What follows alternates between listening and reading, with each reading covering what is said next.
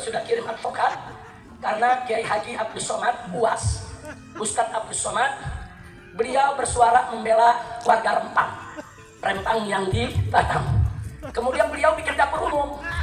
Saudara, tujuan dapur umum apa? Ada orang yang demo menuntut kepada pemerintah jangan diusir. Mereka lagi nggak masak, mereka nggak punya minuman, diberi makan dan minuman dari dapur. Nah sekarang yang megang dapurnya ditangkap. Semua yang bagi-bagiin makanan ke masyarakat ditangkap. Ustadz Abdus Somad yang mendanai dipanggil polisi. Tuduhannya apa saudara? Ustadz Abdus Somad melakukan pelanggaran pidana karena membantu orang yang sedang melakukan kejahatan. Jadi masyarakatnya lagi membela tanahnya dibilang penjahat. Kalau negara sudah menganggap rakyatnya sebagai penjahat, saudara, berarti negara tersebut dipimpin oleh orang-orang bermasalah. Nah, ini nggak boleh kita biarkan. Kita harus lawan. Sekali lagi saya katakan, saya ingatkan ya, untuk teman-teman, sahabat semua di seluruh Indonesia. Jangan percaya mulut Rizik Syihab, ya. Itu mulut pelacur agama, cocot bosok, cangkem rusak, cangkem ember, yang sukanya memprovokator, ya, mengadu domba, tukang fitnah, pura-pura ikut-ikutan permasalahan Rempang. Ini sebenarnya orang ini tidak tahu apa-apa. Saya yakinlah ini mulut bosok ini, cangkem ember. Astagfirullah, mulut bosok cangkem ember. Kacau banget nih suaranya orang ini nih. Lanjutin nggak? Parah banget, cangkem bosok mulut ember katanya. Sejarah Rempang itu dulunya seperti apa? Dan itu kejadiannya sebenarnya tahun 2000. Dan kalau kita mengungkap sejarah, kalian itu nggak usah menyerang Pak Jokowi. Kasus Rempang itu sebenarnya Pulau Batam itu pulau yang terbengkelai ditinggalkan di zaman era Soeharto. Itu dulu permintaan dari Bapak Habibie itu suruh agar Pulau Batam itu benar-benar dijadikan sentra industri, ya. Tapi ini dibengkelai karena Soeharto itu Jawa sentris, lebih mengutamakan pembangunan yang ada di Jawa. Ini permasalahan kalau kita membongkar masalah Rempang. Ini seorang Rizik Syihab, cocot-cocot ember, itu enggak masuk itu. Enggak bakalan nyambung, enggak bakalan tahu. Kacau. Mengurus dirinya sendiri saja ketika Chat Mesum itu sampai minggat ke Arab Saudi sana. Ini pura-pura itu, apalagi itu menantunya si Hanif Alatas itu, wah pura-pura menaruh simpati pada warga masyarakat Rempang. Ini wah pencitraan bro, jangan mau dibodohi. Berkali-kali saya berteriak dengan lantang. Selama pelacur agama, komplotan dari imigran Yaman, komplotan Rizik Syihab, Bahar Smith, ya, terus siapa, Haikal Hasan, Taufik Assegaf, dan ini beranak pinak itu ada Habib-Habib gadungan itu, bocil-bocil itu berteriak terus. Ini pelacur agama sampah negara bro. Cocot-cocot bosok, ini cocot Rizik Syihab, ini cangkem rusak. Ini era ada keterkaitannya dengan Pilpres menuju 2024. Kita tunggu saja. Itu orang dari capres-capres itu, dari Habib-Habib gadungan itu mendukung siapa? Ini sengaja untuk memperkeruh suasana, arahnya yang diserang Pak Jokowi, arahnya yang diserang dari Megawati, dari PDI. Mohon maaf, demi Tuhan, saya bukan orang partai PDI.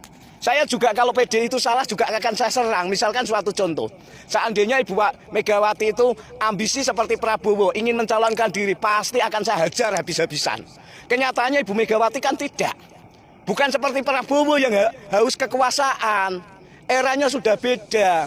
Kalau Pak Prabowo itu gandengannya itu sama Ibu Megawati itu bersaing. Kalau saat sekarang sudah saya katakan berkali-kali, saatnya yang muda yang berkarya, ya. Sing cengkat-cengkat, sing gesit. Ora seperti itu. Saya tidak akan memilih presiden yang sudah tua, sudah kadaluarsa, tegak lurus. Calon presiden terbaik kalau Pak Jokowi itu tidak bisa menjabat 3 periode, jelas Ganjar Pranowo. Kami bukan orang-orang semacam buzzer-buzzer murahan atau mental-mental codot itu. Seperti Emmanuel Ebenezer, ya, Abu Janda, ya, si Budiman Sujatmiko, Ade Armando, apalagi sekelas apa Gus Miftah itu bukan. Itu Gus Amplop bro. Saya tetap akan berteriak siapapun yang berseberangan. Karena apa? Di medsos ini ternyata lebih parah orang yang mencaci maki Pak Ganjar. Mengatakan orang yang mendukung Pak Ganjar adalah keluarga rezim dan PKI ini. Jadi saya harus mengatakan lebih tegas lagi. Jadi kok sebangsa kelas Rizik Syihab, para pelacur gerombolan pelacur agama, Rizik Syihab, Taufik Assegaf, Hanif Alatas, Haikal Hasan, Bahar Smith, berkali-kali saya nyatakan dia itu sampah pelacur agama.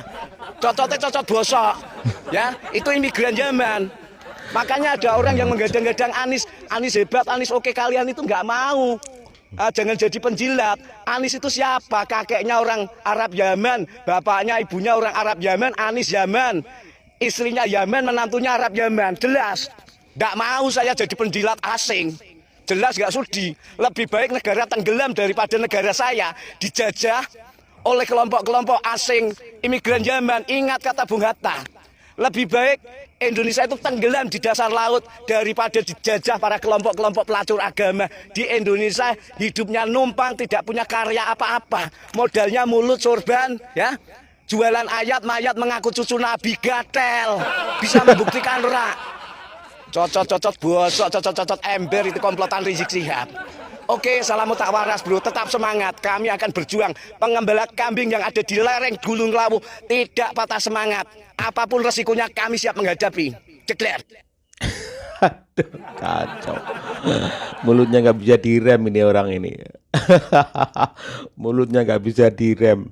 Tapi ya ada benernya juga sih. Aduh, tapi mulutnya itu loh, mulutnya panas seperti panah ganas, seperti api membara. Bagaimana menurut kalian teman-teman? Mulutnya kacau. Terkait masalah rem 4, Bapak Mahfud MD sudah jelas mengatakan kronologinya. Semoga rakyat Indonesia tidak terprovokasi dan Pak Presiden menyelesaikan problem ini dengan kebijaksanaan, dengan keadilan yang seadil-adilnya, dan tetap berpihak ke masyarakat Indonesia. Walau tetap dengan memikirkan kesejahteraan rakyat Indonesia, mempersilahkan pengembang-pengembang luar negeri masuk ke Indonesia. Tanpa kita kolaborasi dengan luar negeri, kita tidak akan bisa maju. Karena memang terlalu luas wilayah Indonesia. Jadi tolong ya, pihak-pihak yang menumpangi gejolak-gejolak yang ada di Indonesia, yang ingin mencari makan lewat gejolak ini, tolong. Kita rakyat Indonesia masih bisa bersabar. Kalau kita sudah berkumpul dengan amarah, wah sampean bakal hancur lebur nanti ya. Indonesia ini rajanya dunia nanti, akan merajai dunia. Tolong, kalian numpang hidup di Indonesia, jaga kestabilan, jaga perdamaian, jaga NKRI kita. Uang butuh. Bersyukurlah kita menjadi pribumi berderajat tinggi. Pribumi itu multi talented. Misalkan pribumi yang meminta-minta di jalanan itu Kakek Wahyu itu pakai talenta, dengan penampilan yang lucu, dengan lagu-lagu yang kadang-kadang lucu dan kadang-kadang romantis gitu, sehingga orang kemudian memberi sedekah. Beda dengan orang-orang yang ngaku cucu Kanjeng Nabi gitu, padahal mereka bukan cucu Kanjeng Nabi, pantasnya cucu Tuan Takur. Lawong genetikanya 48% itu adalah Asia Selatan India, sedangkan genetikanya Arab cuma 3,5%. Ya nggak mungkin Juriyah Kanjeng Nabi, nggak mungkin. Terus ibaratnya begini nih, ibaratnya SBY, Pak SBY presiden kita itu mempunyai anak dua, itu Edi Baskoro dan AHY. Itu tertulis di manuskrip, di jejak digital, di anak-anak SD pun menulis bahwa putra daripada mantan presiden Pak SBY itu hanya dua, yaitu Pak AHY dan Pak Edi Baskoro. Tetapi 500 tahun kemudian, ini ada raja bohong itu, ada apa namanya, orang licik, menulis bahwa SBY itu mempunyai 3 anak, yaitu Pak AHY, Pak Edi Baskoro, dan Ubaidillah. Nah ini kan kacau gitu. Ini kalau tahu, Pak SBY tahu, itu kan pasti marah, nggak punya anak Abu Ubaidillah gitu misalkan. Tapi kan 500 tahun yang akan datang beliau sudah meninggal. Sama itu dengan Bani Alawi itu. Dulu itu pada abad kelima itu Imam Ahmad mempunyai anak 3, yaitu Ali, kemudian Husain, kemudian salah satunya adalah Muhammad. Nah, itu udah ditulis di situ, semua orang tahu, manuskrip tahu abad 5. Lah, 500 kemudian ada orang bohong nih. orang yang licik nih mengatakan bahwa Imam Ahmad punya anak 4. Salah satunya Ubaidillah, datuknya Bani Alawi itu.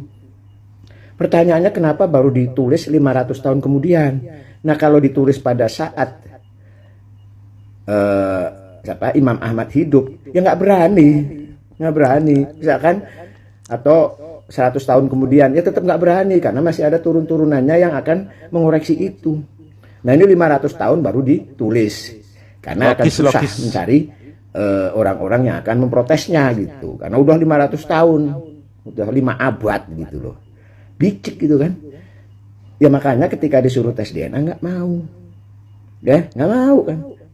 Karena sudah ada yang tes, ternyata mereka adalah genetikanya genetika India, bukan genetika Arab. Arabnya cuma 3,5%, Indianya mayoritas 48%. Jadi mereka tuh juriyah tuan takur.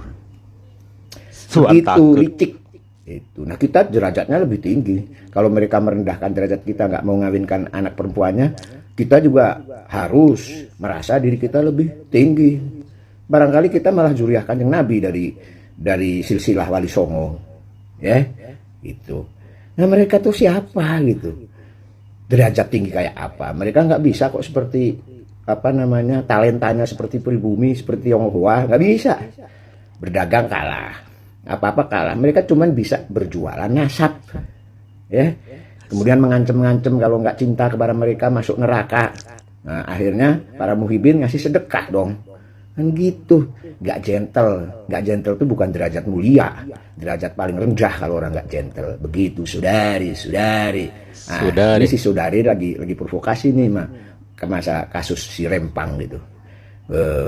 Kita kumpulkan, kalau nggak salah dia mau mengumpulkan jutaan umat untuk demo mengusir Jokowi itu di Istana Merdeka. Ternyata yang hadir cuma 1000-an. Mulai nggak laku lu. Habib Jumbo, saudari, masa seorang ulama tuh ngajak fitnah? Kita cari kesalahannya. Kalau tidak ada fitnah dengan fitnah yang bisa diterima masyarakat,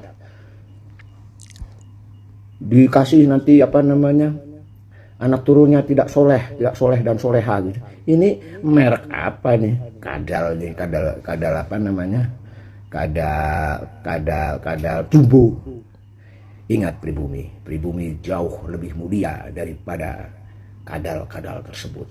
Mungkin ini terakhir aku bermain TikTok di akun ini karena setelah ini akan di-bandit sama TikTok. Ya apa-apa kalau kita udah banyak pengikutnya pasti di-bandit sama TikTok. Kayaknya begitu. Dulu aku udah jutaan gitu ya, yang like gitu, lalu di-bandit. Biasa. TikTok itu diskriminasi, bukan mengajarkan kebencian, tapi juga mengajarkan kebencian karena kalau kadal-kadal guru ngomong seenaknya itu diselenggarakan sama TikTok. Artinya TikTok juga mengajarkan kebencian. Selamat tinggal TikTok, bandit lah.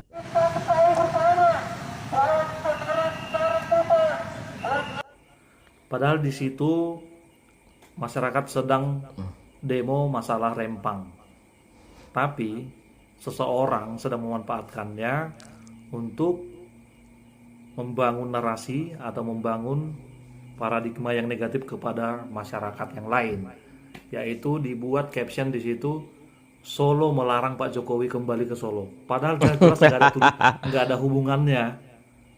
Jadi seolah-olah di sini Pak Jokowi sedang dibenci oleh masyarakat Solo. Nah, kalian gimana? Kalian harus benci juga. Nah, itulah tujuan dari video ini. Kalau menurut aku ya. Menurut kalian gimana guys? No comment. Mulut pengembala kambing tadi, aduh, nggak bisa direm. Apalagi sudah kakek Wahyu apalagi. Tulis di kolom komentar teman-teman. Wassalamualaikum warahmatullahi wabarakatuh.